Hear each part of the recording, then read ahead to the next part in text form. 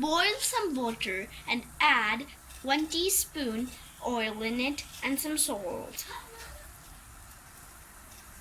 I've taken some ring sheet pasta and now I'm putting it in. Till it boils. We won't boil it so much, otherwise it will be softened so much. Now I'm making stew of boneless chicken and peas because I like peas and boneless chicken very much.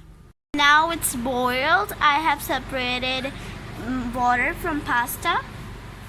Garlic, ginger and spices are getting ready along with peas and boneless chicken. So this is my homemade cheese I made from milk. So I'll add it in the end. I've cut some capsicum in my pasta. Now I'm adding some vinegar into it. Now I'm adding some olive oil in it. I'm again adding some salt.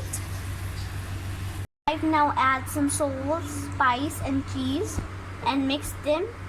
Look, my yummy pasta, it's ready. Chicken cheese peas pasta. Yummy, you also try.